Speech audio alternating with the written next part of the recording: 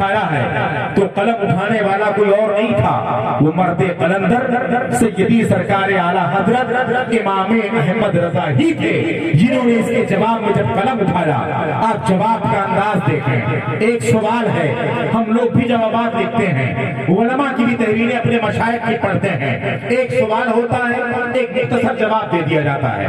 جواب میں ایک حدیث ہے، 2 حدیثیں دے دی گئی، 3 حدیثیں دے دی گئی، کبھی کسی نے اور شوق ظاہر کیا 5 حدیثیں پیش کر دی گئی، مگر سیدی سرکار اعلیٰ حضرت جنہیں ہم فنا فی الرسول بھی مانتے ہیں، سچے عاشق رسول بھی مانتے ہیں، انہیں معجزۃ من معجزات الرسول بھی مانتے ہیں۔ بے شک رسول کے معجزے میں سے ایک معجزہ کا نام امام احمد رضا ہے۔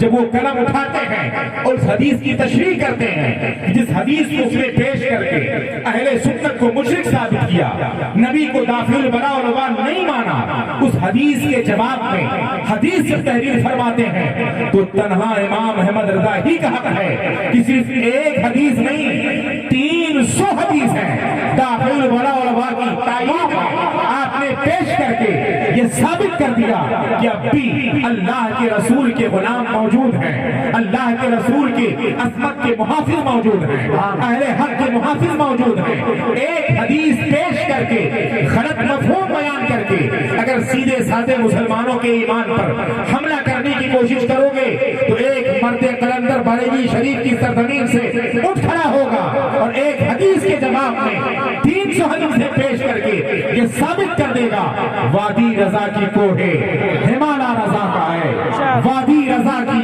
کوہ ہمالا رضا کا ہے، جس سمت دیکھیے وہ علاقہ رضا کا ہے۔ اوروں نے بہت کچھ ہے لکھا علم دین پر، لیکن جو کچھ ہے اس صدی میں وہ تنہا رضا کا ہے۔ نعرہ تکبیر، نعرہ رسالت، مسلک اعلیٰ حضرت علماء اہل سنت۔ حضرات گرامی، اسی لیے امام احمد رضا کو امام احمد رضا کہا جاتا ہے، اسی لیے اعلیٰ حضرت کا مالا جپا جاتا ہے۔ اعلیٰ حضرت نے ایسا کام کیا ہے، اعلیٰ حضرت نے ایسی تحریریں پیش کی ہیں، اس قدر قربانیاں دی ہیں ہمارے لیے کہ آب زر سے ہی ان کا نام لکھا جائے گا اور ان کے نام لینے والے قیامت تک پیدا ہی ہوتے رہیں گے، اس لیے کہ اللہ و رسول جسے پسند کر لیتے ہیں اس کو پسند کرنے والے افراد کثرت سے پا لیے جاتے ہیں اور ہمیشہ اس کا نام زندہ ہو جاتا ہے۔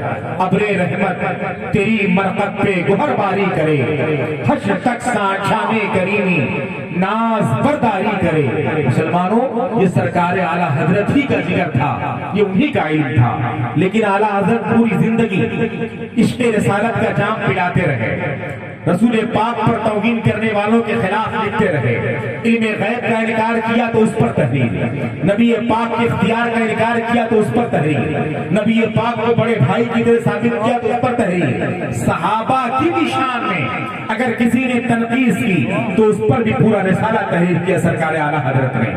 خود حضرت مولا علی کرم اللہ وجہ الکریم کی ذات اقدس پر جب لوگوں نے انگلیاں اٹھانی شروع کی، ان کی توہین کی، تو تنزیہ المکانۃ الحیدریہ لے کر اعلیٰ حضرت نے ثابت کر دیا کہ مولا علی کی عظمت کے سپہ سالار موجود ہیں، اس کے محافظ، ان کے محافظ غلام موجود ہیں۔ ایک جملے سے توہین کرو گے، سینکڑوں جملے ان کی عظمت کے پیش کر دیے جائیں گے اور تمہارا قلعہ ایسے فنا ہو جائے گا کہ جس کی تمہیں کبھی امید بھی نہ ہوئی ہوگی کہ اس طرح کوئی مرد قلندر ہمارے قلعہ کو کما کر دے گا۔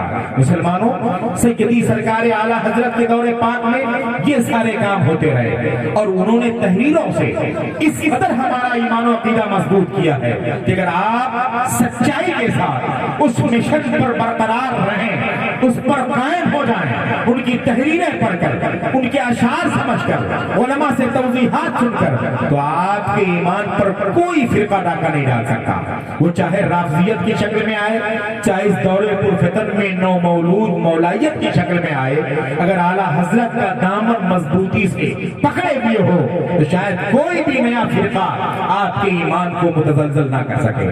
یہی وجہ ہے کہ سرکار اعلیٰ حضرت کا جب وصال پرملال ہوتا ہے تو ایک شور اٹھا تھا کہ اب تو بریلی سے علم اٹھ گیا, اب بریلی میں عالم کوئی نہیں بچا ہے, اب تو علم وہاں نہیں, اب سوالات وہاں نہیں بھیجے جائیں گے. حقیقت یہ ہے کہ بریلی شریف کے گرد و نواح سے ہی آوازیں اٹھی تھیں, اور یہ حاصلین نے کہا تھا کہ اب تو علم گیا بریلی سے, اب بریلی مرکز علم کا نہیں رہا, جوابات دینے والا کوئی نہیں ہے.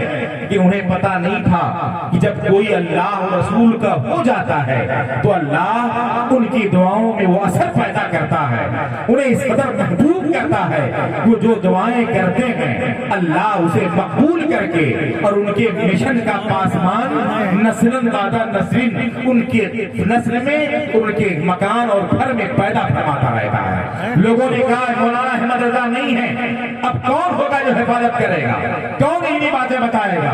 تو کہا گیا کہ ٹھیک ہے, عوام میں سے دو لوگوں کے درمیان بحثیں ہوئی, بحث ہوتی کہ فتویٰ تحریر کی جائے, تحریر کیا جائے, استفتاء کیا جائے اور پوچھا جائے, فیصلہ ہو جائے گا کہ علم ہے کہ نہیں بریلی کے اندر. امام احمد رضا کے بعد کوئی موجود ہے کہ نہیں موجود ہے؟ سوال تیار کیا گیا.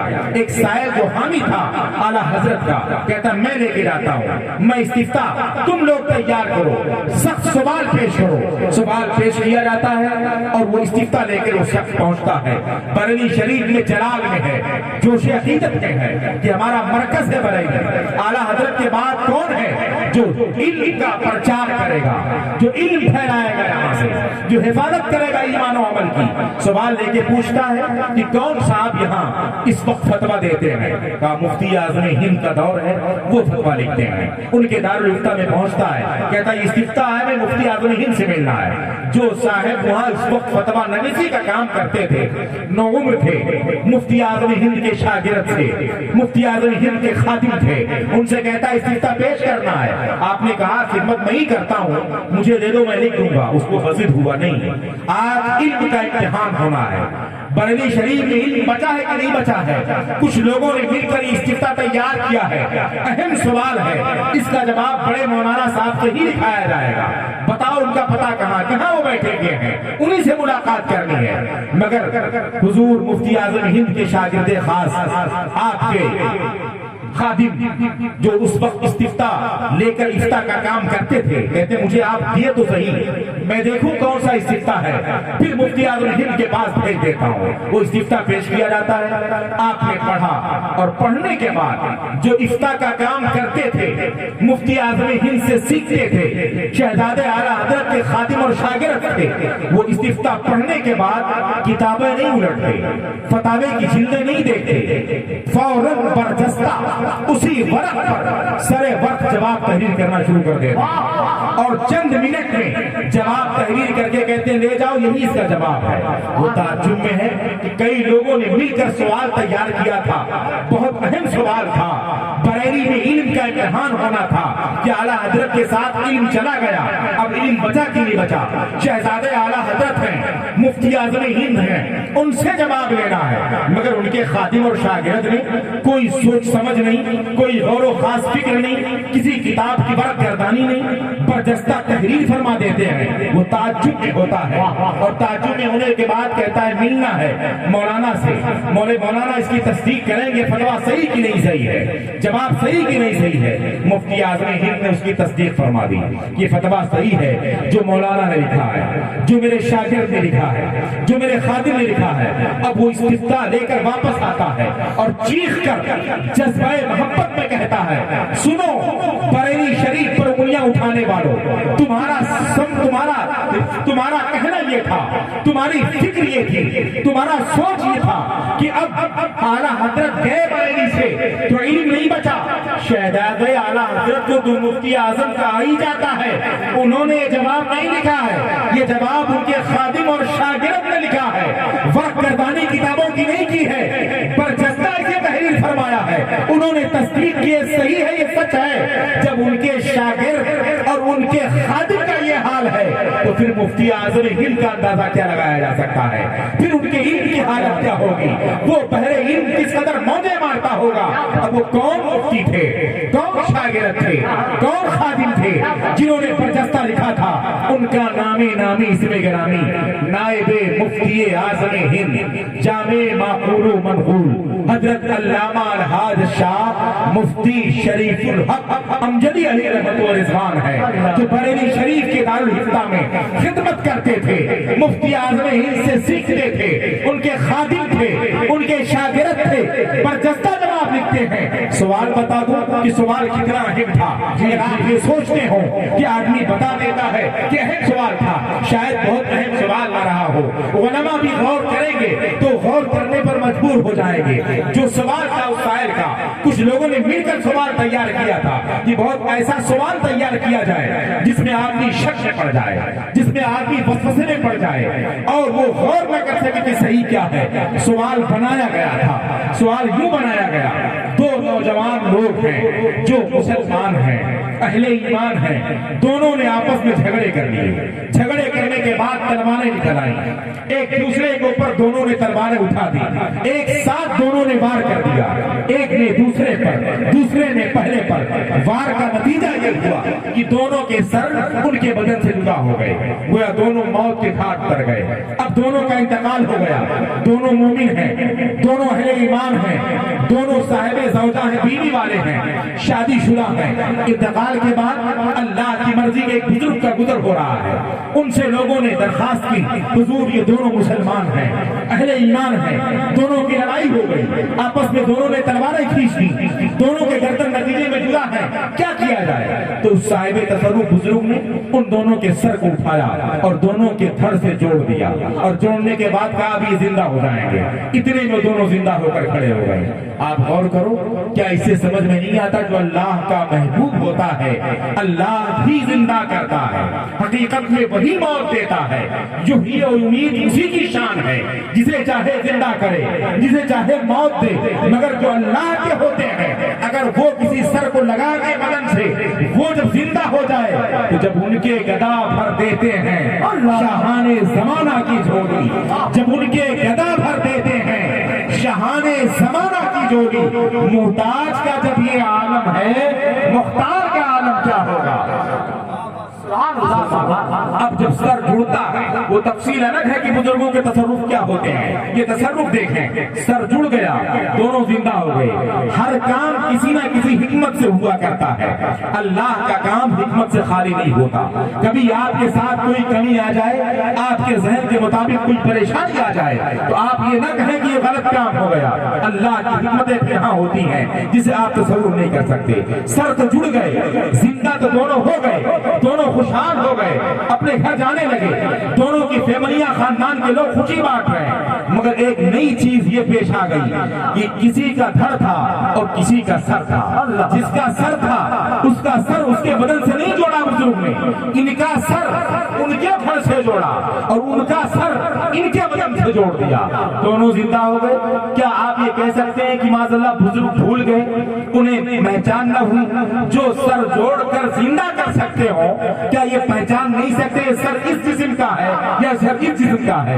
ये हिकमत ही थी बुजुर्गों की कि जुड़ेगा तो क्या होगा। अब सवाल ये पेश किया है बस्ती ने कि सवाल दारुल इफ्ता में ये है, दोनों साहिबे ज़ौजा हैं, बीवी वाले हैं, एक का सर दूसरे के धड़ से, उसका सर पहले के धड़ से, दोनों जुड़ गए, जिंदा है। अब कौन शख्स किसकी बीवी के साथ रहेगा? क्या जिसका बदन है वो अपनी बीवी के साथ रहेगा या उसका सर है वो अपनी बीवी के साथ रहेगा? सर किसी का, बदन किसी का, ये अपनी बीवी के साथ रहेगा या वो अपनी बीवी के साथ रहेगा? कौन किसके साथ जिंदगी गुजारेगा? आदमी ताज्जुब में है कि एक का पूरा बदन यहाँ तक है और एक का हकीकत में जो अहम है पूरे बदन का हिस्सा, सर, जुबान, आंख, कान, नाक, वो है। किसके साथ किसकी बीवी रहे इसका फैसला आप कर दें। उन्होंने खड़े खड़े लेकर इस्तिफ्ता लिया और हुजूर मुफ्ती शरीफुल हक साहब क़िबला अलैहिर्रहमा ने तहरीर फरमा दिया कि कौन किस बीवी के साथ रहेगा, किसकी कौन सी बीवी है।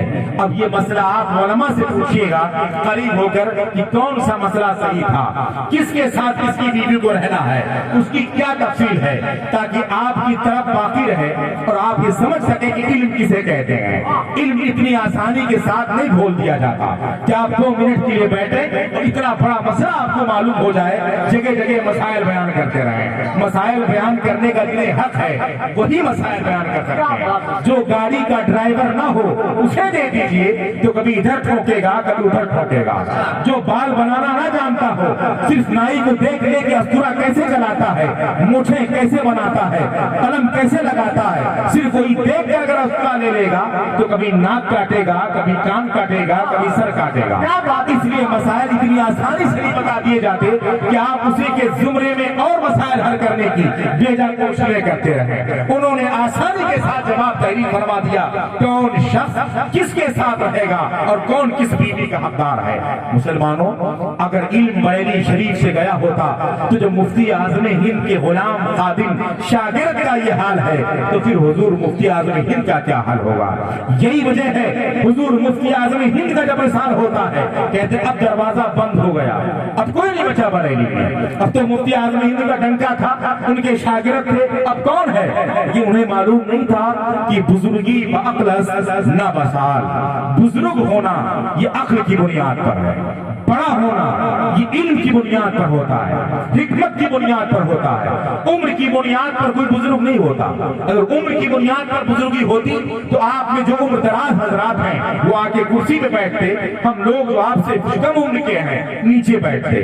आपका बेटा उम्र में भी आपसे कम है, ज़ाहिरी ओहदे में भी आपसे कम है, वो हाफिज़े कुरान और आलिम है तो मुसल्ले इमामत पर वो खड़ा होगा, आप बाप और दादा ही सही मगर उसके कदमों में आपको सजदा करना पड़ेगा। इसलिए कि बुजुर्गी अक्ल और हिकमत से है, बुजुर्गी उम्र से नहीं है। जिन लोगों ने समझा कि मुफ्ती आज़म हिंद उम्र दराज थे, बुजुर्ग थे, बड़े आलिम थे, अब उनके जाने के बाद कुछ नहीं, उन्हें मालूम होना चाहिए कि एक नौजवान को मुफ्ती आज़म हिंद ने इस कदर बुजुर्गी देकर छोड़ी है, ऐसी अजमत देकर छोड़ी है कि वही मुफ्ती आज़म हिंद उस वक्त का होगा, वही मसाइल हल करता रहेगा और ऐसे जुमले इरशाद फरमाता रहेगा जिस जुमले की मिसाल आप नहीं पेश कर सकते।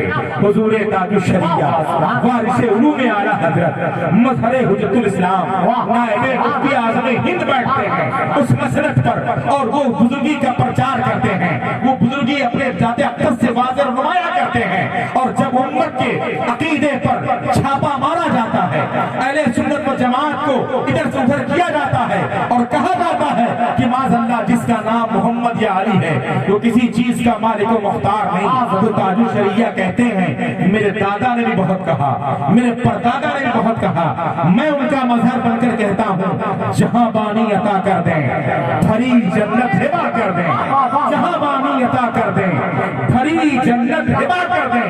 अरे नबी मुख्तारे कुल है, जिसको जो चाहे अता कर दें, जहां में उनकी चलती है वो दम में क्या से क्या कर दें, जमी को आसमां कर दें, सुरैया को सड़ा कर दें। सुभान अल्लाह, नारे तकबीर, नारे रिसालत, मसलके आला हज़रत बस्ती बस्ती करिया करिया अज़मते मुस्तफा कॉन्फ्रेंस।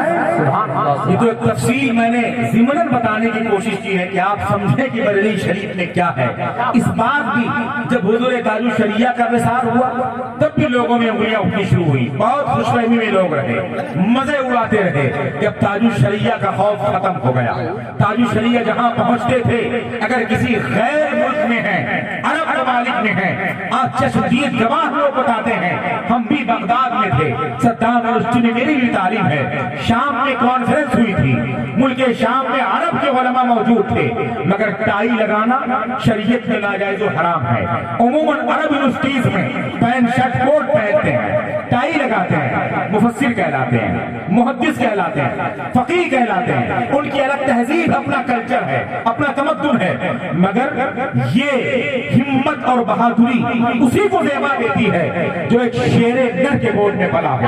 हुजूर मुफ्ती आज़म हिंद के जलवों को जो देखा हो, हुजूर मुज्जतुल इस्लाम के पहलू में जो रहा हो, मुफस्सिर आज़म हिंद का नूरे नजर जो रहा हो, आला हज़रत के उलूम का जो पैकर बना हुआ हो, हुजूर ताजुश शरिया भी शरीक हैं, पर सरे स्टेज हुजूर حضور تاج الشریعہ ایک شیخ کے ٹائی کو پکڑتے ہیں اور ارشاد فرماتے ہیں ھذا حرام حرام حرام، یہ حرام ہے، یہ حرام ہے، یہ حرام ہے۔ ایسا نہیں کہ میں دوسرے ملک میں ہوں، میں اپنے لباس میں ہوں تو اس لباس کو میں قبول کر لوں۔ حق کا اظہار برسر عام کیا جاتا ہے۔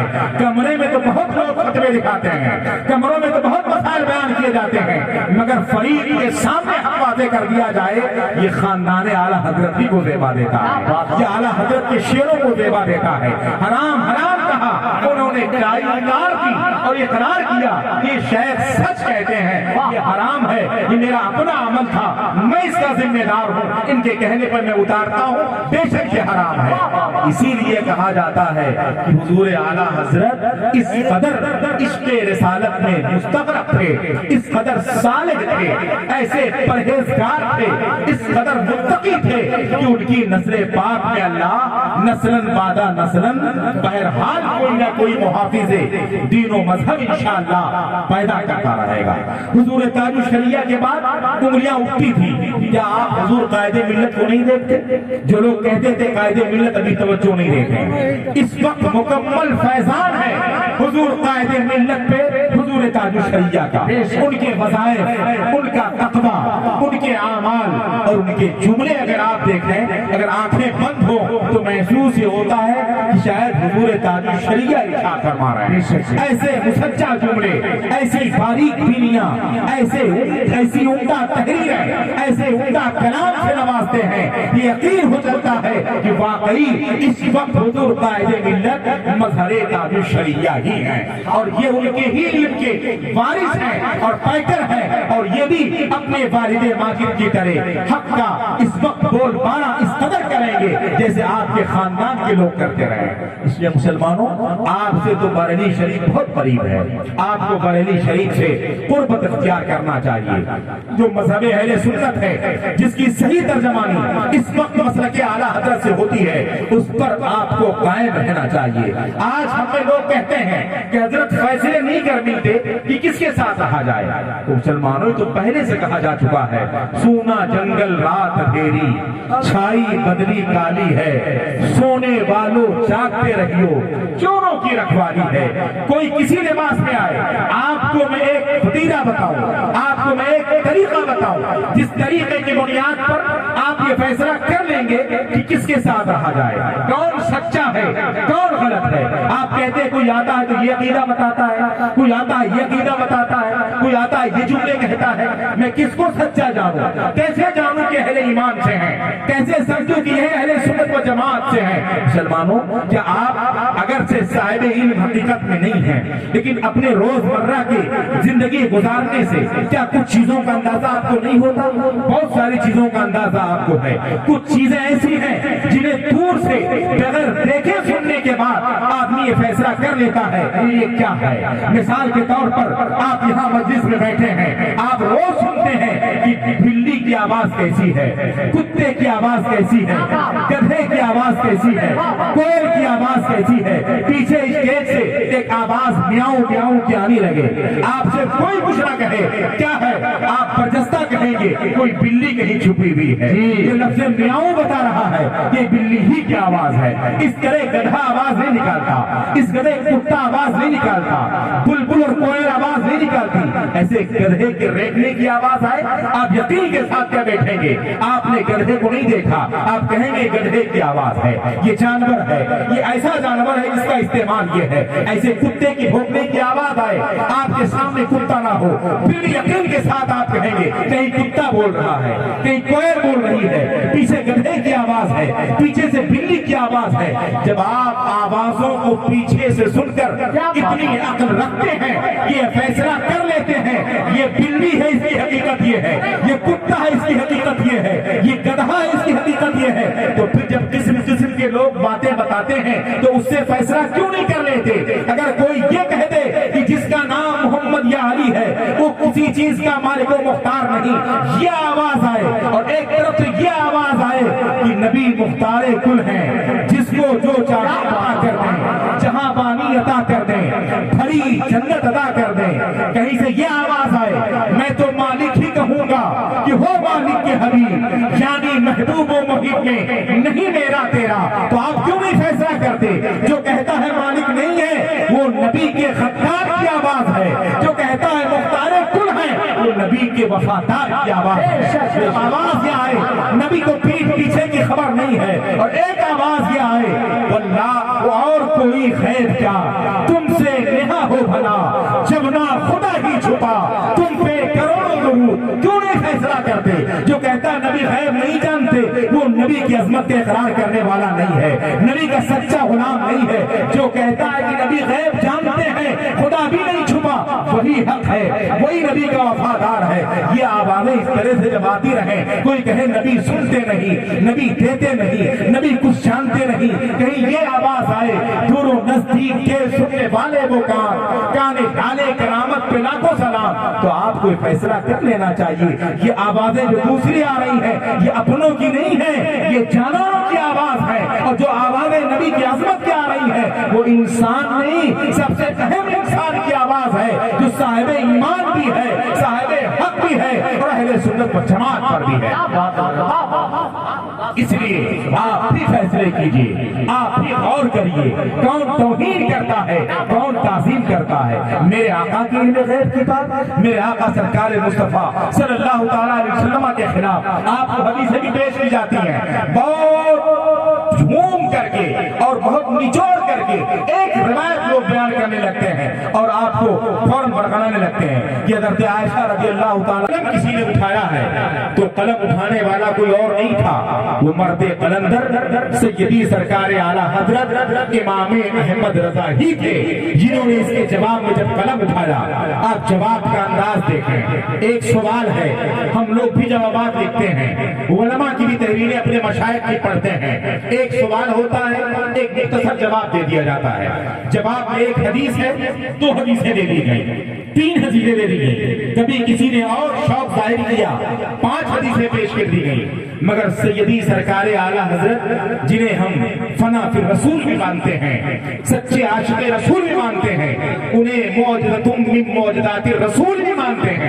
کہ رسول کے معجزے میں سے ایک معجزہ کا نام امام احمد رضا ہے، جب وہ قلم اٹھاتے ہیں اور اس حدیث کی تشریح کرتے ہیں، جس حدیث کو اس نے پیش کر کے اہل سنت کو مشرک ثابت کیا، نبی کو دافع البلاء والوباء نہیں مانا، اس حدیث کے جواب میں حدیث سے تحریر فرماتے ہیں تو تنہا امام احمد رضا ہی کا حق ہے کہ صرف ایک حدیث نہیں 300 حدیث ہیں دافع البلاء والوباء کی تائید آپ نے پیش کر کے یہ ثابت کر دیا کہ اب بھی اللہ کے رسول کے غلام موجود ہیں، اللہ کے رسول کے عظمت کے محافظ موجود ہیں، اہل حق کے محافظ موجود ہیں۔ ایک حدیث پیش کر کے غلط مفہوم بیان کر کے اگر سیدھے سادے مسلمانوں کے ایمان پر حملہ کرنے کی کوشش کرو گے تو ایک مرد قلندر بریلی شریف کی سرزمین سے اٹھ کھڑا ہوگا اور ایک حدیث کے جواب میں 300 حدیثیں پیش کر کے یہ ثابت کر دے گا وادی رضا کی کوہ ہمالا رضا کا ہے، وادی رضا کی کوہ ہمالا رضا کا ہے، جس سمت دیکھیے وہ علاقہ رضا کا ہے، اور انہوں نے بہت کچھ ہے لکھا علم دین پر، لیکن جو کچھ ہے اس صدی میں وہ تنہا رضا کا ہے۔ نعرہ تکبیر، نعرہ رسالت، مسلک اعلیٰ حضرت علماء اہل سنت۔ حضرات گرامی، اسی لیے امام احمد رضا کو امام احمد رضا کہا جاتا ہے، اسی لیے اعلیٰ حضرت کا مالا جپا جاتا ہے۔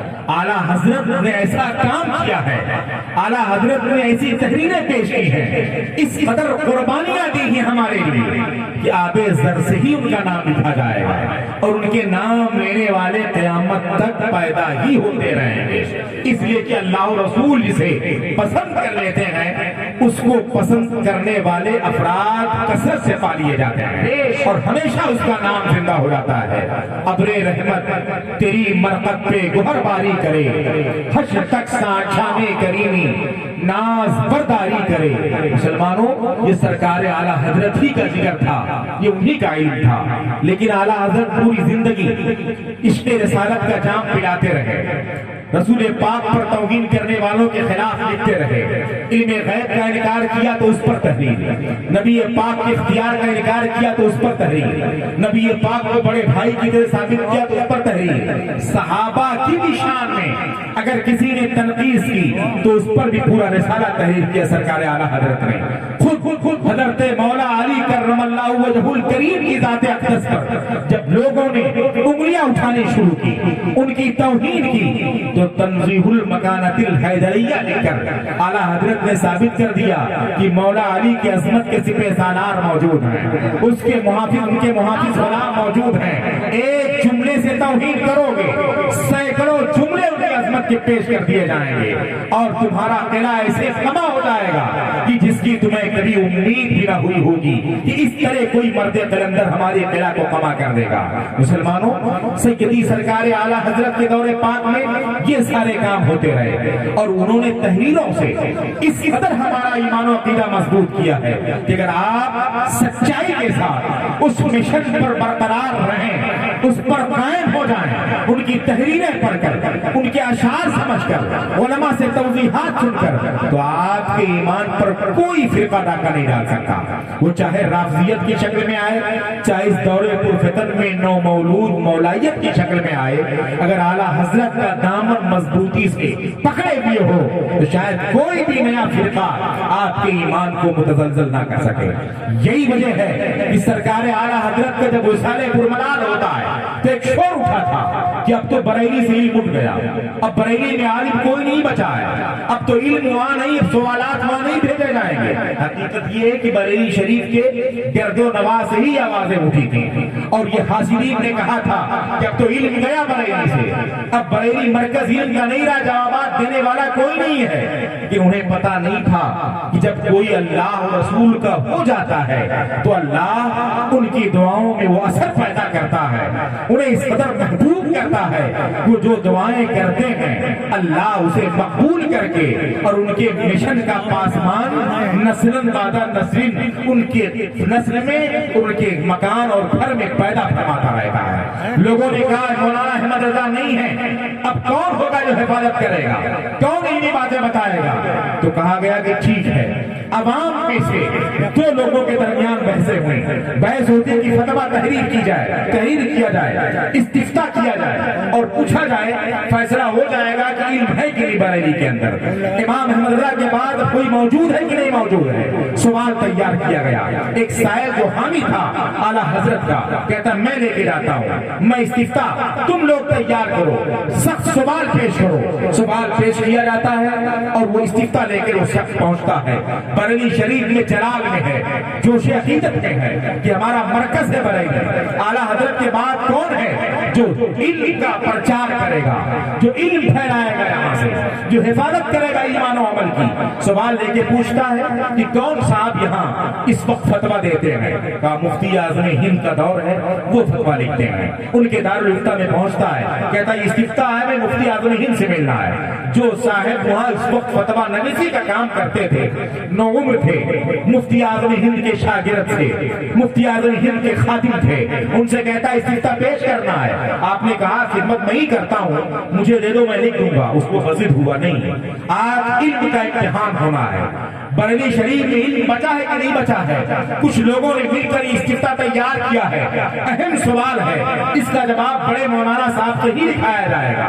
बताओ उनका पता कहाँ वो बैठे हुए हैं, उन्हीं से मुलाकात करनी है। मगर हुजूर मुफ्ती आज़म हिंद के शागिर्दे खास आपके खादिम जो उस वक्त इस्तिफ्ता लेकर इफ्ता का काम करते थे, कहते मुझे आप दिए तो सही, मैं देखूं कौन सा इस्तिफ्ता है, फिर मुफ्ती आज़म हिंद के पास भेज देता हूं। वो इस्तिफ्ता पेश किया जाता है, आपने पढ़ा और पढ़ने के बाद जो इफ्ता का काम करते थे, मुफ्ती आज़म हिंद से सीखते थे, शहजादे आला हज़रत के खादिम और शागिर्द थे, वो इस्तिफ्ता पढ़ने के बाद किताबें नहीं उलटते, फतावे की जिल्दें नहीं देखते, फौरन बरजस्ता اسی ورق پر سرے وقت جواب تحریر کرنا شروع کر دیتا اور چند منٹ میں جواب تحریر کر کے کہتے ہیں لے جاؤ یہی اس کا جواب ہے۔ وہ تعجب میں ہے کہ کئی لوگوں نے مل کر سوال تیار کیا تھا، بہت اہم سوال تھا، بریلی میں علم کا امتحان ہونا تھا کہ اعلیٰ حضرت کے ساتھ علم چلا گیا، اب علم بچا کہ نہیں بچا؟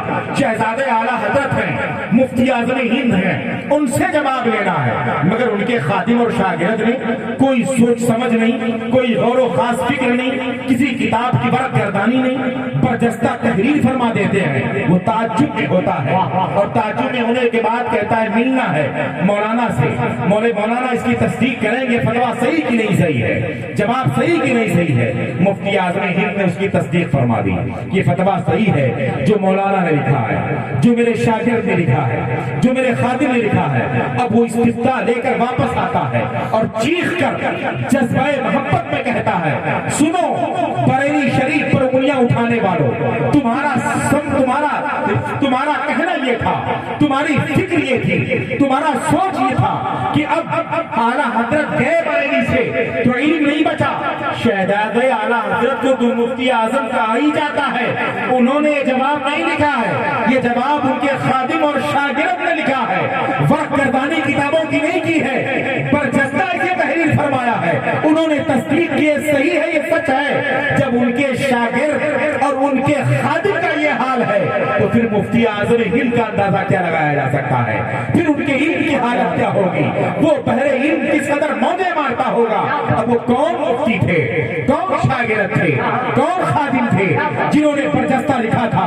ان کا نامی اسم گرامی نائب مفتی اعظم ہند جامع معقول و منقول حضرت علامہ الحاج شاہ مفتی شریف الحق امجدی علیہ رحمت و رضوان ہے، جو بریلی شریف کے دارالحفظہ میں خدمت کرتے تھے، مفتی اعظم ہند سے سیکھتے تھے، ان کے خادم تھے، ان کے شاگرد تھے، برجستہ جواب لکھتے ہیں۔ سوال بتا دوں کہ سوال کتنا اہم تھا، اگر آپ یہ سوچتے ہو کہ آدمی بتا دیتا ہے کہ اہم سوال تھا، شاید بہت اہم سوال نہ رہا ہو، علماء بھی غور کریں گے تو غور کرنے پر مجبور ہو جائیں گے۔ جو سوال تھا اس سائل کا کچھ لوگوں نے مل کر سوال تیار کیا تھا کہ بہت ایسا سوال تیار کیا جائے جس میں آدمی شک میں پڑ جائے، جس میں آدمی وسوسے میں پڑ جائے اور وہ غور نہ کر سکے کہ صحیح کیا ہے۔ سوال بنایا گیا تھا، سوال یوں بنایا گیا، دو نوجوان لوگ ہیں جو مسلمان ہیں، اہل ایمان ہیں، دونوں نے آپس میں جھگڑے کر لیے، جھگڑے کرنے کے بعد تلواریں نکل آئیں، ایک دوسرے کے اوپر دونوں نے تلواریں اٹھا دی، ایک ساتھ دونوں نے وار کر دیا، ایک نے دوسرے پر، دوسرے نے پہلے پر۔ وار کا نتیجہ یہ ہوا کہ دونوں کے سر ان کے بدن سے جدا ہو گئے، گویا دونوں موت کے گھاٹ پر گئے۔ اب دونوں کا انتقال ہو گیا، دونوں مومن ہیں، دونوں اہل ایمان ہیں، دونوں صاحب زوجہ ہیں، بیوی والے ہیں، شادی شدہ ہیں۔ انتقال کے بعد اللہ کی مرضی کے ایک بزرگ کا گزر ہو رہا ہے، ان سے لوگوں نے درخواست کی حضور یہ دونوں مسلمان ہیں، اہل ایمان ہیں، دونوں کی لڑائی ہو گئی، آپس میں دونوں نے تلواریں کھینچ دی، دونوں کے گردن نتیجے میں جدا ہے، کیا کیا جائے؟ تو صاحب تصرف بزرگ نے ان دونوں کے سر کو اٹھایا اور دونوں کے دھڑ سے جوڑ دیا، اور جوڑنے کے بعد کہا اب یہ زندہ ہو جائیں گے۔ اتنے میں دونوں زندہ ہو کر کھڑے ہو گئے۔ آپ غور کرو، کیا اس سے سمجھ میں نہیں آتا جو اللہ کا محبوب ہوتا ہے اللہ بھی زندہ کرتا ہے، حقیقت میں وہی موت دیتا ہے، جو ہی امید اسی کی شان ہے، جسے چاہے زندہ کرے، جسے چاہے موت دے، مگر جو اللہ کے ہوتے ہیں اگر وہ کسی سر کو لگا کے بدن سے وہ جب زندہ ہو جائے تو جب ان کے گدا بھر دیتے ہیں شاہان زمانہ کی جھولی، جب ان کے گدا بھر دیتے ہیں شاہان زمانہ کی جھولی، محتاج کا جب یہ عالم ہے مختار کا عالم کیا ہوگا؟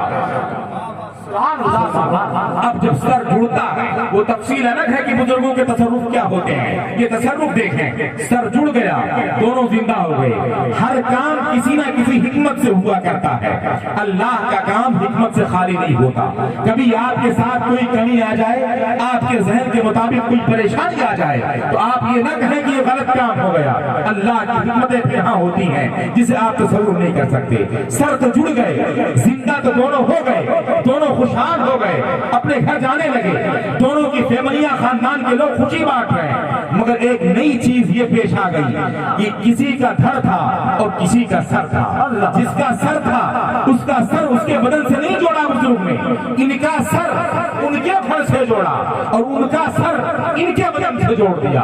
دونوں زندہ ہو گئے. کیا آپ یہ کہہ سکتے ہیں کہ معاذ اللہ بزرگ بھول گئے, انہیں پہچان نہ ہوئی؟ جو سر جوڑ کر زندہ کر سکتے ہو, کیا یہ پہچان نہیں سکتے سر اس جسم کا ہے یا سر اس جسم کا ہے؟ یہ حکمت ہی تھی بزرگوں کی کہ جڑے گا تو کیا ہوگا. اب سوال یہ پیش کیا ہے بستی نے کہ سوال دارالفتہ میں یہ ہے, دونوں صاحب زوجہ ہیں, بیوی والے ہیں, ایک کا سر دوسرے کے دھڑ سے, اس کا سر پہلے کے دھڑ سے, دونوں جڑ گئے, زندہ ہیں. اب کون شخص کس کی بیوی کے ساتھ رہے گا؟ کیا جس کا بدن ہے وہ اپنی بیوی کے ساتھ رہے گا, یا اس کا سر ہے وہ اپنی بیوی کے ساتھ رہے گا؟ سر کسی کا, بدن کسی کا, یہ اپنی بیوی کے ساتھ رہے گا یا وہ اپنی بیوی کے ساتھ رہے گا؟ کون کس کے ساتھ زندگی گزارے گا؟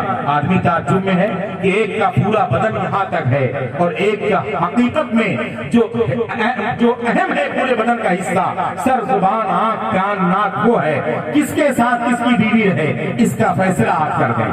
انہوں نے کھڑے کھڑے لے کر استفتاء لیا اور حضور مفتی شریف الحق صاحب قبلہ علیہ الرحمہ نے تحریر فرما دیا کہ کون کس بیوی کے ساتھ رہے گا, کس کی کون سی بیوی ہے. اب یہ مسئلہ آپ علماء سے پوچھئے گا قریب ہو کر کہ کون سا مسئلہ صحیح تھا, کس کے ساتھ کس کی بیوی کو رہنا ہے, اس کی کیا تفصیل ہے, تاکہ آپ کی طرف باقی رہے اور آپ یہ سمجھ سکیں کہ علم کسے کہتے ہیں.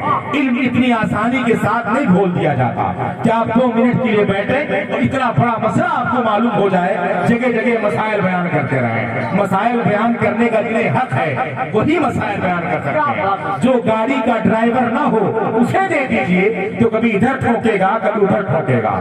جو بال بنانا نہ جانتا ہو, صرف نائی کو دیکھ لے کہ استورا کیسے چلاتا ہے, مونچھیں کیسے بناتا ہے, قلم کیسے لگاتا ہے, صرف وہی دیکھ کر اگر استورا لے لے گا تو کبھی ناک کاٹے گا, کبھی کان کاٹے گا, کبھی سر کاٹے گا. اس لیے مسائل اتنی آسانی سے نہیں بتا دیے جاتے کہ آپ اسی کے زمرے میں اور مسائل حل کرنے کی بیجا کوششیں کرتے رہے. انہوں نے آسانی کے ساتھ جواب تحریر فرما دیا کون شخص کس کے ساتھ رہے گا اور کون کس بیوی کا حقدار ہے. مسلمانوں, اگر علم بریلی شریف سے گیا ہوتا تو جو مفتی اعظم ہند کے غلام خادم شاگرد کا یہ حال ہے تو پھر حضور مفتی اعظم ہند کا کیا حال ہوگا. یہی وجہ ہے حضور مفتی اعظم ہند کا جب احسان ہوتا ہے کہتے اب دروازہ بند ہو گیا, اب کوئی نہیں بچا بریلی میں. اب تو مفتی اعظم ہند کا ڈنکا تھا, ان کے شاگرد تھے, اب کون ہے؟ یہ انہیں معلوم نہیں تھا کہ بزرگی بعقل نہ بسال. بزرگ ہونا یہ عقل کی بنیاد پر ہے, بڑا ہونا یہ علم کی بنیاد پر ہوتا ہے, حکمت کی بنیاد پر ہوتا ہے. عمر کی بنیاد پر کوئی بزرگ نہیں ہوتا.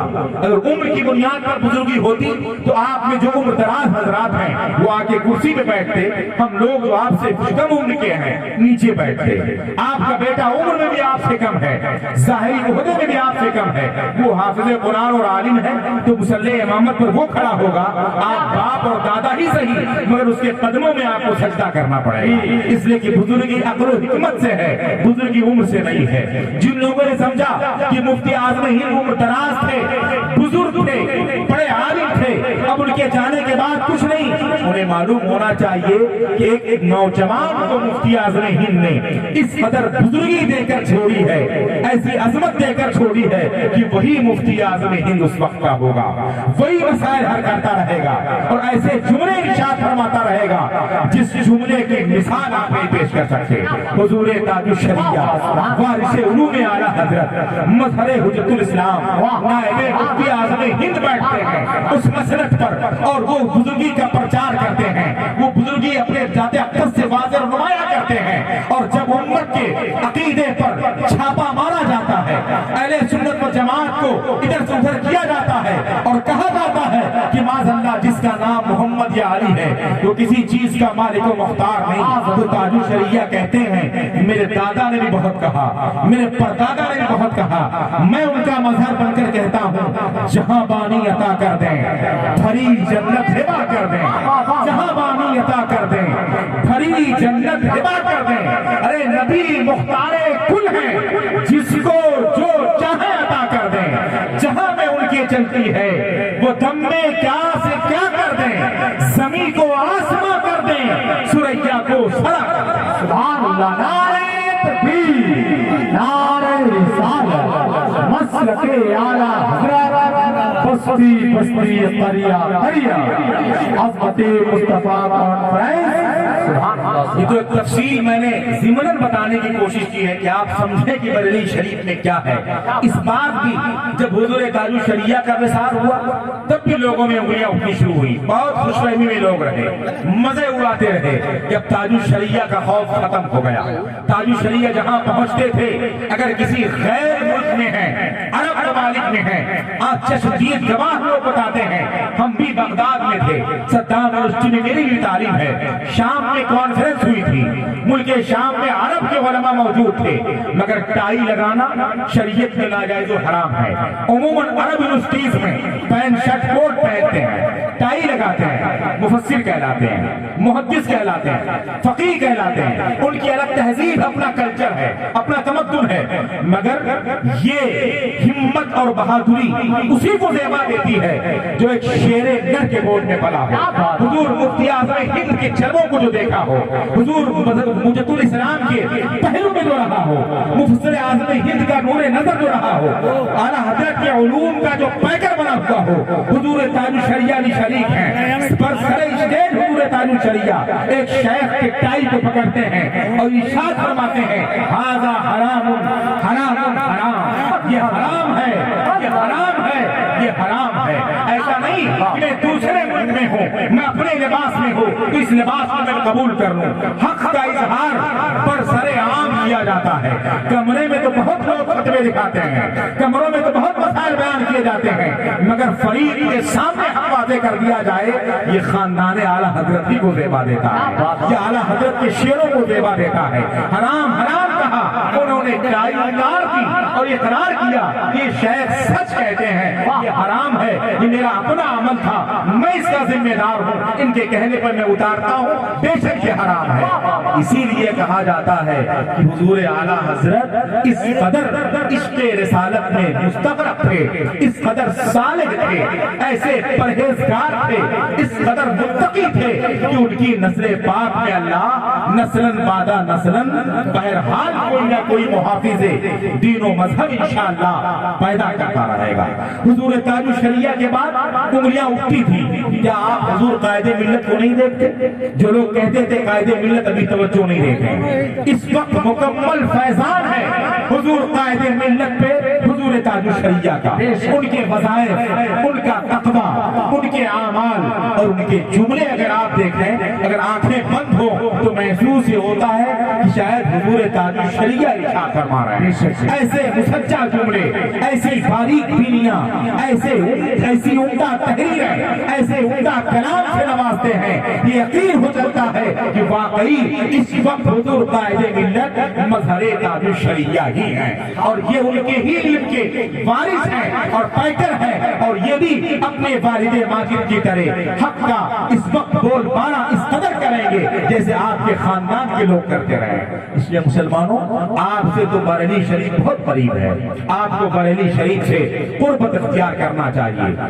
جو مذہب اہل سنت ہے، جس کی صحیح ترجمانی اس وقت مسلک اعلیٰ حضرت سے ہوتی ہے، اس پر آپ کو قائم رہنا چاہیے۔ آج ہمیں لوگ کہتے ہیں کہ حضرت فیصلے نہیں کر ملتے کہ کس کے ساتھ رہا جائے، تو مسلمانوں تو پہلے سے کہا جا چکا ہے، سونا جنگل رات اندھیری، چھائی بدلی کالی ہے، سونے والوں جاگتے رہیو، چوروں کی رکھوالی ہے۔ کوئی کسی لباس میں آئے، آپ کو میں ایک فتیرہ بتاؤں، آپ کو میں ایک طریقہ بتاؤں، جس طریقے کی بنیاد پر آپ یہ فیصلہ کر لیں گے کہ کس کے ساتھ رہا جائے، کون سچا ہے، کون غلط ہے۔ آپ کہتے ہیں کوئی آتا ہے تو یہ عقیدہ بتاتا ہے، کوئی آتا ہے یہ عقیدہ بتاتا ہے، کوئی آتا ہے یہ جملے کہتا ہے، میں کس کو سچا جانوں؟ کیسے جانوں کہ اہل ایمان سے ہیں؟ کیسے سمجھوں کہ یہ اہل سنت و جماعت سے ہیں؟ مسلمانوں، کیا آپ اگر سے صاحب علم حقیقت میں نہیں ہیں، لیکن اپنے روزمرہ کی زندگی گزارنے سے کیا کچھ چیزوں کا اندازہ آپ کو نہیں ہوتا؟ بہت ساری چیزوں کا اندازہ آپ کو ہے۔ کچھ چیزیں ایسی ہیں جنہیں دور سے بغیر دیکھے سننے کے بعد آدمی یہ فیصلہ کر لیتا ہے یہ کیا ہے۔ مثال کے طور پر آپ یہاں مجلس میں بیٹھے ہیں، آپ रोज सुनते हैं कि बिल्ली की आवाज कैसी है, कुत्ते की आवाज कैसी है, गधे की आवाज कैसी है, कोयल की आवाज कैसी है। पीछे स्टेज से एक आवाज म्याऊं म्याऊं की आने लगे, आपसे कोई कुछ ना कहे क्या है, आप बरजस्ता कहेंगे कोई बिल्ली कहीं छुपी हुई है। ये लफ्ज़ म्याऊं बता रहा है ये बिल्ली ही की आवाज है। इस गधे गधा आवाज नहीं निकालता, इस गधे कुत्ता आवाज नहीं निकालता, बुलबुल और कोयल आवाज नहीं निकालती। ऐसे गधे के रेखने की आवाज आए, आप यकीन के साथ क्या बैठेंगे, आपने गधे को नहीं देखा, आप कहेंगे गधे की आवाज है।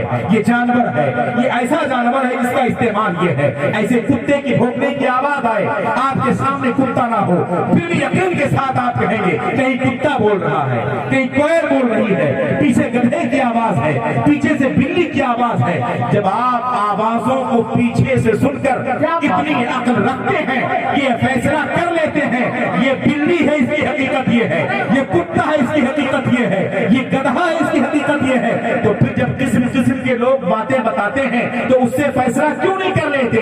अगर कोई ये कह दे कि जिसका नाम मोहम्मद या अली है वो किसी चीज का मालिक व मुख्तार नहीं, ये आवाज आए और एक तरफ से ये आवाज आए कि नबी मुख्तार कुल है, जिसको जो चाहे अता कर दें, जहां बानी अता कर दें, भरी जन्नत अता कर दें। कहीं से ये आवाज आए मैं तो मालिक ही कहूंगा कि हो मालिक के हबीब, यानी महबूब व मुहिब में नहीं मेरा तेरा, तो आप क्यों नहीं फैसला करते। जो कहता है मालिक नहीं है वो नबी के खद्दार की आवाज है, जो कहता है मुख्तार कुल है वो नबी के वफादार की आवाज है। आवाज ये आए नबी को पीठ पीछे की खबर नहीं है, और एक आवाज ये आए वल्लाह और कोई खैर क्या तुमसे नेहा हो भला, जब ना खुदा ही छुपा तुम पे करोड़ों जरूर, क्यों नहीं फैसला करते। जो कहता है नबी गैब नहीं जानते वो नबी की अजमत का इकरार करने वाला नहीं है, नबी का सच्चा गुलाम नहीं है। जो कहता है कि नबी गैब जानते हैं खुदा भी नहीं छुपा,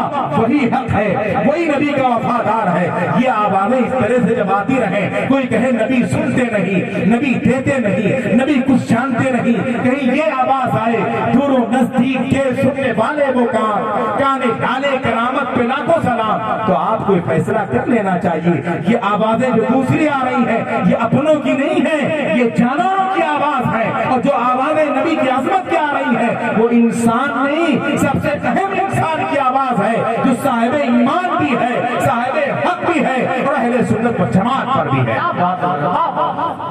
इसलिए आप भी फैसले कीजिए, आप भी गौर करिए कौन तौहीन करता है, कौन ताज़ीम करता है। मेरे आका की इल्म गैब की बात, मेरे आका सरकार मुस्तफा सल्लल्लाहु तआला अलैहि वसल्लम के खिलाफ आपको हदीसें भी पेश की जाती हैं, बहुत झूम करके और बहुत निचोड़ करके एक रिवायत लोग बयान करने लगते हैं और आपको फौरन बरगलाने लगते हैं कि हज़रत आयशा रज़ियल्लाहु तआला अन्हा का हार जब गुम हो गया था, हदीस पाक में है, तो नबी ने क्यों नहीं बता दिया कि हार यहाँ मौजूद है। काफिला आगे बढ़ गया, फिर वापस लाया गया, हार तलाशा गया, फिर वो मिल गया। किसी जंग पर आप थे लेकिन उसका पस मंजर नहीं बताते कि कोई काम अल्लाह रसूल का ये हिकमत से खाली नहीं होता।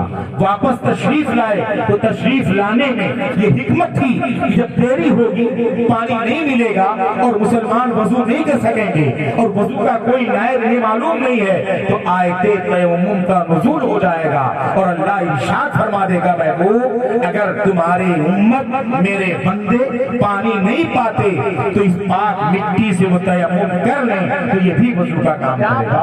ये बरकत उनके नजर में नहीं आती, हार ना बताना उनके नजर में आ जाता है। क्या उनको ये मालूम नहीं जंगे बदर के मौके पर रसूल कौनैन तशरीफ लाए, पहली जंग अहले ईमान की है, मदीना तैयबा से हुजूर तशरीफ लाते हैं, अपने अहले ईमान मुट्ठी भर मुसलमानों के साथ हैं, मक्के शरीफ से काफी कुफार पहुंचे हुए हैं। ये सही रिवायत है, सही हदीस है, सिहाह की किताबों में मौजूद है। इससे इन्हें गैब समझ में नहीं आता और उससे इन्हें गैब की नफी कर देते हैं, जिससे बरकतें मिलती हैं। जहां आयते तयम्मुम मिलती है, जहां एक नेमत मिलती है, उसे कहते गैब नहीं जानते। और ये इतना बड़ा गैब नहीं दिखता हदीस की किताब में। पहली जंग है, नबी तशरीफ लाए हैं, जंगे बद्र में शिरकत है, फतेह नसीब होती है अहले ईमान को। उस फतेह के बाद कुफ्फारे मक्का को कैद कर लिया जाता है, बहुत सारे कुफ्फार बंदी बनाए जाते हैं, कैदी बनाए जाते हैं। हम कैदी बनाए हैं, हम जो चाहे उनके साथ करेंगे, हमारे गनीमत लेंगे, सजाएं देंगे, जुर्माने रखेंगे, सुई रसूल कौनैन के चचा मुहतरम जो एक मुअज़्ज़ज़ सहाबी गुजरे हजरत अब्बास बिन अब्दुल मुत्तलिब कैदी बनाकर लाए जाते हैं। जब कैद होकर लाए जाते हैं अब मशवरे होते हैं, नबी मुसलमानों से मशवरे करते हैं, माले गनीमत तकसीम की जा रही है, जो कैदी लाए गए हैं उनको सजाएं दी जा रही हैं, जुर्माने रखे जा रहे हैं। ये एक और कैदी है जिनका नाम अब्बास बिन अब्दुल मुत्तलिब है, वो मेरे चचा जान है, आप लोग उनके साथ क्या सजाएं मुकर्रर करेंगे? जाहिर सी बात है जो गुलाम नबी के सामने अपनी आवाजें बुलंद न करते हो, नबी पाक के वजू के पानी को जमीन पर गिरने न देते हो, जो नबी के इशारे अबरू के मुहताज हो, वो नबी के सामने फैसला क्या करते? नबी से पूछते हुजूर आप फैसला फरमाएं, उनके साथ क्या करना है? मेरे आका कहते सजाएं दो सबको, सबको तकलीफें दो, मगर मेरे चचा जो अब्बास बिन अब्दुल मुत्तलिब हैं उन्हें सजा नहीं देना है, उन पर जुर्माना आयद कर दो। उनके सामने बुलाया जाता है, हजरत अब्बास बिन अब्दुल मुत्तलिब आते हैं, हुजूर अकरम फरमाते हैं चचा जान आप तो जंग में आए थे, मेरे खिलाफ आए थे, आप मुशरिकीन के साथ आए थे, आप कैदी बना लिए गए हैं, सबके साथ सजाएं मुतय्यन कर दी गई, आपकी सजा मैं मुतय्यन करता हूँ। आपकी सजा ये है इतने सोने आपको देने पड़ेंगे जुर्माने के तौर पर, जो आपकी जान का फिदिया होगा सोना, ये सोना आप यहाँ पेश कर देंगे, आप रिहा हैं, आप बरी हैं। अब उसमें भी अगर कुछ चेले गोलियां करने वाले ऐसे मुनाफिक हों जो कहेंगे नबी अपने रिश्तेदार की तरफदारी कर रहे हैं, तो उसकी हिमाकत के सिवा कुछ नहीं है। आप नतीजा देखें, ये रिश्तेदार की रियायत नहीं थी, उनकी तरफदारी नहीं थी, ये इल्मे गैब नबी का बोलता था, ये हिकमत इलाही थी कि आपने खुद कहा कि इनकी सजा मैं मुतय्यन करता हूँ, और सजा अपनी जुबान से कहा चचा आपकी सजा ये है इतने सोने आपको अहले इस्लाम को देने हैं, उसके बाद ये आपकी जान का फिदिया बनेगा, आप रिहा हो जाएंगे।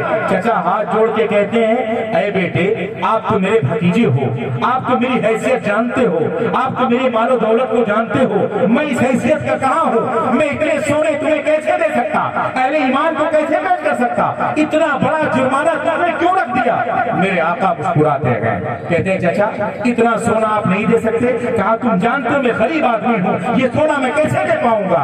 रसूल अकरम इरशाद फरमाते हैं चचा मोहतरम आप जब मेरे पास आ रहे थे, जब हमारे सामने जंग के लिए आपकी आमद हो रही थी, आप मदीना तैयबा से मेरी चची मुहतरमा से अपने सौजा से आपने क्या क्या इरशाद फरमाया था? वो ताज्जुब में है, एक सैकड़ों मील की दूरी पर मदीना है, मैंने क्या कहा था, इनसे क्या लेना देना, इन्हें कैसे मालूम? कहा क्या आपने कोई डिब्बा नहीं दिया था, एक डिबिया मेरी चची मोहतरमा को नहीं दिया था, डिबिया देकर आप वहां से रुखसत हुए थे? कहा हाँ मैंने वो डिबिया उन्हें जरूर दी थी। कहा ठीक है, जब आपने उन्हें डिबिया दी थी उस डिबिये में क्या था, क्या आपने अता किया था, क्या उन्हें आपने दिया था? नारे तकबीर, नारे रिसालत, नारे गौसियत, मसलके आला खतीबे हिंदुस्तान हजरत अल्लामा मौलाना हाशिम कानपुरी साहब क़िबला, नारे तकबीर, नारे रिसालत, माशाअल्लाह खतीबुल हिंद हजरत अल्लामा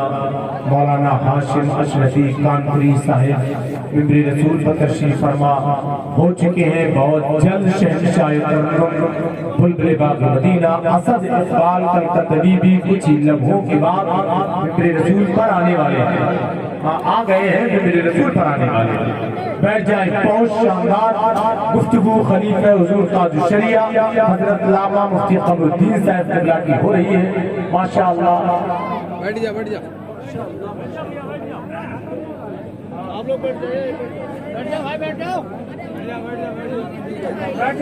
आप संजीदगी के साथ तशरीफ रखें, मैंने बहुत करीब होकर आप देखिए कि अपने बड़े रसूल पर इस बज़्म की आखिरी कड़ी खतीब अहले सुन्नत हज़रत अल्लामा मोहम्मद हाशिम साहब क़िबला अशरफी कानपुरी मद्दज़िल्लुल आली तशरीफ फरमा है। अभी एक मछली मजाई तकरीर आप उनसे समाअत फरमाएंगे, थोड़ी देर और उसको आप बर्दाश्त कर लें। आखिरी मरहले में ایک بار درود پاک پڑھ لیں، اللہم صلی علی سیدنا مولانا محمد معظم الجود والکرم وآلہ الکرام ابنہ الکریم مبارک وسلم صلاۃ و سلام علیک یا رسول اللہ صلی اللہ تعالی علیہ وسلم۔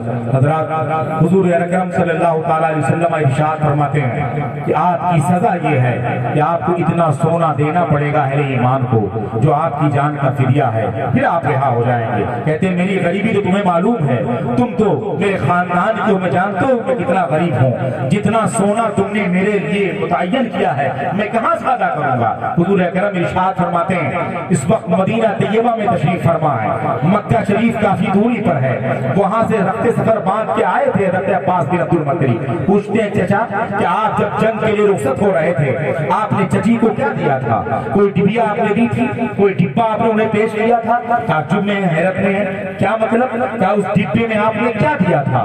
اس ڈبے میں آپ نے کیا عطا کیا تھا؟ کیا نصیحتیں کی تھی چچی کو؟ اپنے زوجہ محترمہ سے کیا آپ نے کہا تھا؟ یہی نا اس ڈبے میں آپ نے سونا رکھا تھا اور سونا رکھ کر کے اپنی زوجہ محترمہ کو میری چچی کو آپ نے عطا فرمایا تھا، عطا کیا تھا، اور آپ نے کہا تھا کہ یہ رکھ لو، یہ سونا ہے، اگر میں بچ گیا وہاں سے واپس آ گیا تب تو اس سونے سے تجارت کر لوں گا، اور اگر میں وہیں رہ گیا میں مار ڈالا گیا قتل کر دیا گیا تو تمہارے گزر بسر کا سامان ہوگا۔ اب آپ یہاں مارے نہیں گئے ہیں، جتنا سونا فدیہ کے طور پر میں نے آپ کے لیے مقرر کیا ہے وہ سونا آپ کے گھر میں مکہ شریف میں موجود ہے۔ میں نے آپ پر بوجھ نہیں ڈالا ہے، وہ ڈبا جانتا ہوں میں، وہ سونا جانتا ہوں میں، میرے نظروں کے سامنے سونا ہے، وہ ڈبا میرے نظروں کے سامنے ہے۔ حضرت عباس بن عبد المطلب حیرت میں ہیں اور تعجب میں ہو کے کہتے ہیں یہ کیسا تعجب خیز معاملہ ہے جو میں نے اب تک دیکھا نہیں، میں نے اب تک سنا نہیں۔ بیٹے کیا معلوم نہیں، میں نے خاموشی سے اپنی بیوی کو ڈبا دیا تھا، اس وقت میرے ارد گرد کوئی نہ تھا، میں تھا، میری بیوی تھی، وہ ڈبے میں چھپا کے میں نے سونا دیا تھا،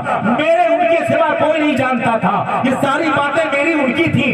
اتنی میل کے دوری پہ رہ کر جب سارے حالات پر تم نظر رکھتے ہو تو مجھے یقین ہے کہ تم عام آدمی نہیں ہو، تم حقیقت میں خدا کے پیغمبر ہو، اللہ کے نبی ہو، اللہ ایک ہے، دین اسلام سچ ہے۔ اب ہاتھ بڑھاؤ اور میری بیعت میں لوگ مجھے کلمہ پڑھا دو، میں داخل اسلام ہو کر تمہارے ساتھ زندگی گزارنا چاہتا ہوں۔ مسلمانوں، کیا اس سے سمجھ میں نہیں آتا کہ میرے آقا غیب جانتے ہیں؟ غیب جانتے نہیں، غیب بانٹتے بھی میرے آقا ہیں۔ اب جو کہے کہ نبی کو پیٹھ پیچھے کی خبر نہیں، یہ بتائیے کہ وہ نبی کا وفادار ہے یا نبی کا غدار ہے؟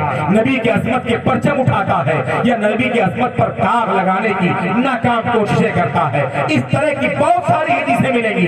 ایک موقع پر ایک بدوی آتا ہے، نبی کی بارگاہ میں حاضر ہوتا ہے، کہتا میں کیسے جانوں کہ آپ نبی ہیں؟ آپ کی نبوت پر یہاں کون سی چیز گواہی دیتی ہے؟ کوئی شہادت پیش کریں تو میں مان لوں آپ نبی ہیں، خدا کو ایک مان لوں، آپ کو رسول مان لوں۔ آقا نے کہا جنگل میں اس ریگزار میدان میں کون گواہ تمہیں چاہیے؟ تم اپنی مرضی سے بتاؤ، تم کسے گواہ بنانا چاہتے ہو؟ کس کی گواہی تمہیں قبول ہے؟ کہتا وہ درخت لگے ہوئے ہیں کھجور کے، کوئی درخت گواہی دے دے۔ آپ تعجب کریں گے مشرکین نے کیسے کیسے عجیب و غریب سوالات کیے تھے، خرق عادت باتیں انہوں نے کی تھی۔ انہیں معلوم تھا اپنے طور پر یقین کے ساتھ کہ نہ درخت اٹھیں گے، نہ درخت بولیں گے، نہ درخت گواہی دیں گے، ہم انہیں اٹھلا دیں گے۔ مگر مسلمانوں، اللہ جن کی عظمت کو اجاگر کرنا چاہتا ہے، اللہ جن کے ذریعہ اپنے دین کی تبلیغ اور اشاعت چاہتا ہے، اللہ جنہیں بلندی عطا فرماتا ہے، ان کے دست نگر ساری چیزوں کو کر دیتا ہے۔ آقا ارشاد فرماتے اس درخت سے گواہی چاہتے ہو؟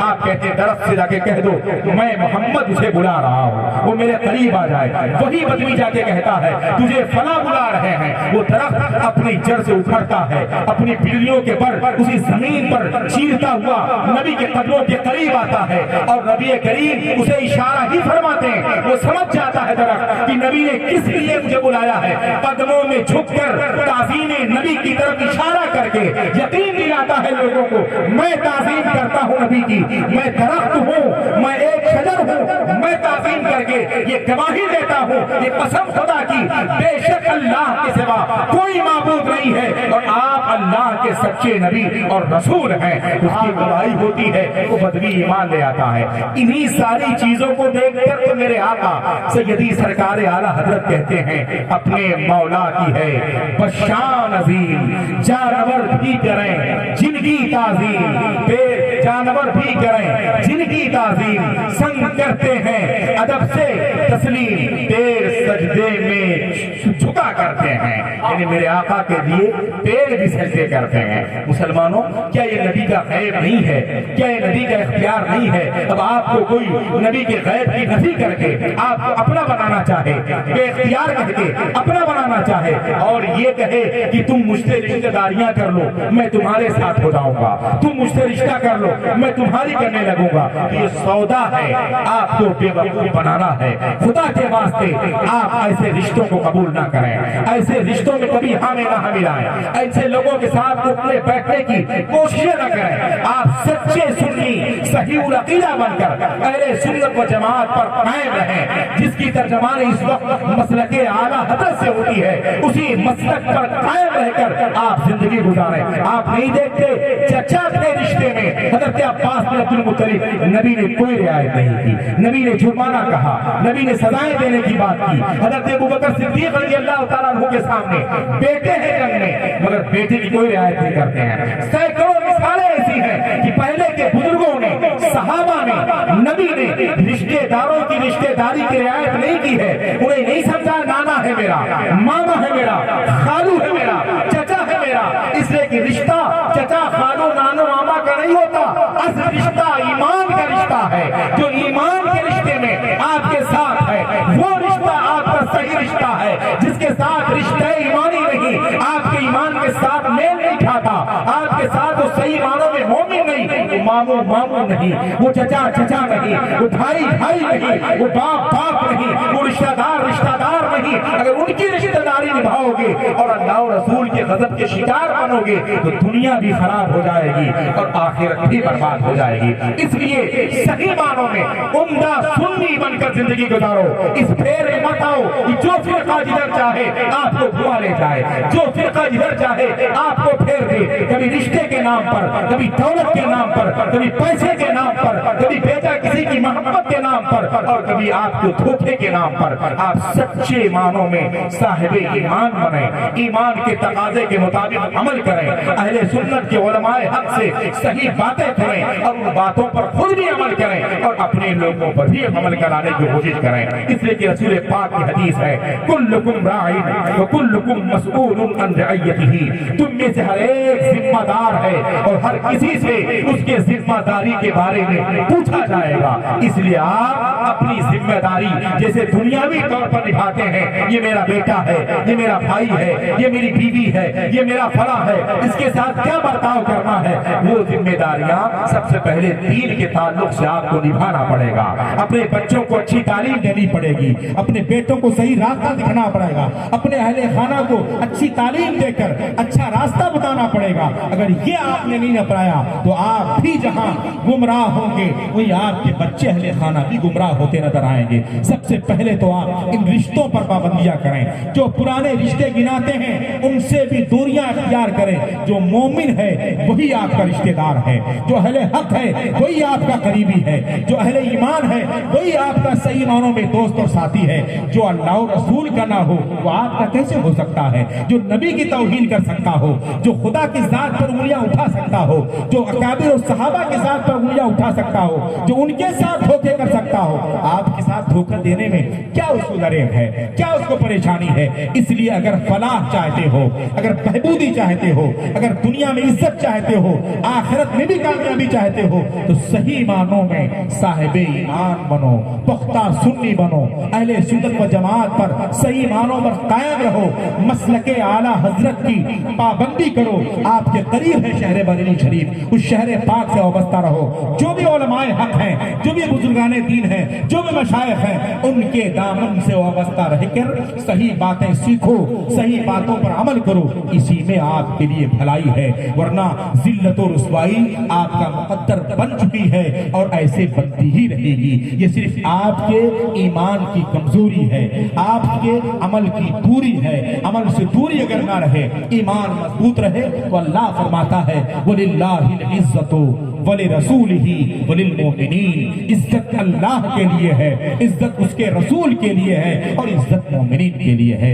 वो जमाने में मुअज़्ज़ज़ थे मुसलमान होकर, आज हम खार हुए तारिके कुरान होकर। आज भी हो जो बड़ा ही सा ईमान पैदा आग कर सकती है अंदाज़े गुलिस्तां पैदा। इसलिए आप इस पर कायम रहें और इसी मजहब व मसलक के आईने में रोशनी में जिंदगी गुजारने की कोशिश करें। किसी के बरगलाने न आए, ये दुनियावी रिश्ते कभी काम नहीं आएंगे। हकीकत में ईमानी रिश्ता ही काम आएगा। ये बड़े बुजुर्ग ही आपके काम आएंगे, अल्लाह और रसूल ही आप पर करम करेंगे। आला हजरत फरमाते हैं सबसे औला वो आला हमारा नबी, सबसे बाला वो आला हमारा नबी। सारे ऊंचों में ऊंचा समझिए जिसे है, उस ऊंचे से ऊंचा हमारा नबी। सारे अच्छों में अच्छा समझिए जिसे है, उस अच्छे से अच्छा हमारा नबी। बुझ गई जिसके आगे सभी मशअलें, शमा वो लेकर आया हमारा नबी। जैसे सबका खुदा एक है, वैसे ही इनका उनका तुम्हारा हमारा नबी। खल्क से औलिया, औलिया से रसूल और रसूलों से आला हमारा नबी। गमज़दों को रज़ा मुज़्दा दीजिए कि है बेकसों का सहारा हमारा नबी। अस्तग़फिरुल्लाह रब्बी मिन कुल्लि ज़ंबिन व अतूबु इलैह व मा अलैना इल्लल बलाग। अस्सलामु अलैकुम व रहमतुल्लाहि व बरकातुहू। सुभान अल्लाह, माशाअल्लाह, सुभान अल्लाह, माशाअल्लाह। बहुत खूब।